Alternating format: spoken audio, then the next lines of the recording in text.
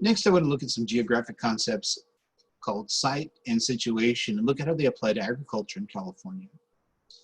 So site qualities mean the properties of that very place. So what do you have a water supply? What's the soil quality? What is the topography or slope? And what kind of climate you have? Where situation is more related to the concept of relative location. Where are you relative to other things? How easily can you transport crops? What is the relative cost of land near an urban area? And so let's look at an example of site quality. This is a figure showing some of the historical vegetation in California, including the San Joaquin Valley, where we had grasslands and part of it in swamp and lake land near the other. This includes Tulare Lake here, which was the largest freshwater lake in the western United States at one time.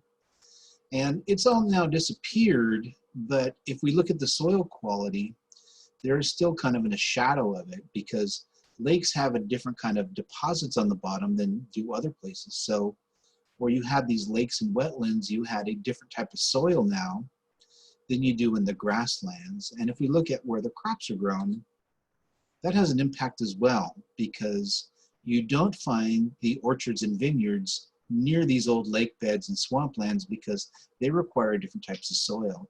So site qualities going back to pre-agriculture can affect the soil, which in turn affect the types of crops that you can grow.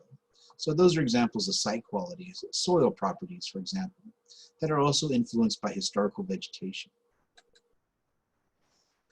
Situation or relative location, one example of a way to look at that is something called the Thünen Model.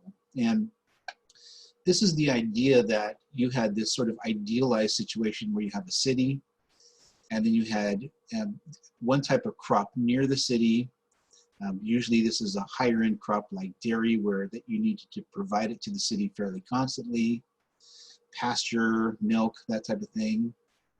Then you had and lower value crops the further you get out. The idea would be like this would be, say, Fresno, and here you would have a dairy.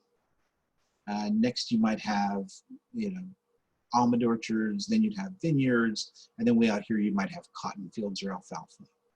That there's a different type of cost value the further you get out from the city. And that will actually be influenced by the natural environment. So in this case, these are a river which is used for transportation. It will distort this sort of idealized system.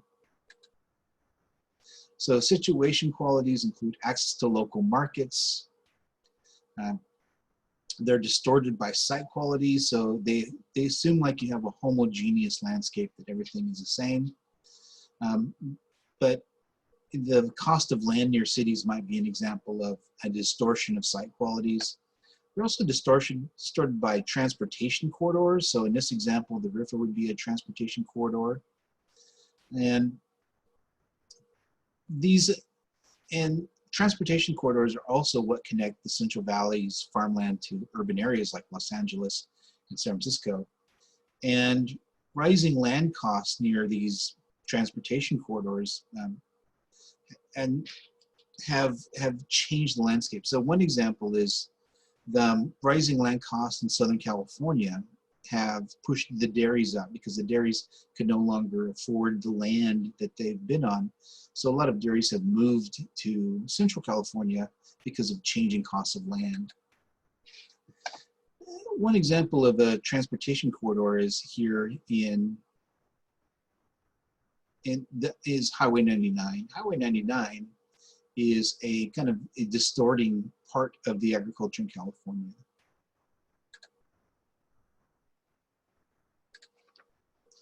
So the same way that this river would influence the type of crop patterns you have, there is more intensive agriculture in urban areas along Highway 99 and less intensity away from Highway 99. And lastly, situation can apply on a global scale as well, that California being on the Pacific Rim, having access to the Pacific Ocean, has much more ability to export to places like Asia. There are some disadvantages as well, that we are a little bit more isolated from, say, the east coast of the United States because of mountains and distance. However, we are in some ways more connected to Asia because of the open ocean between us and them.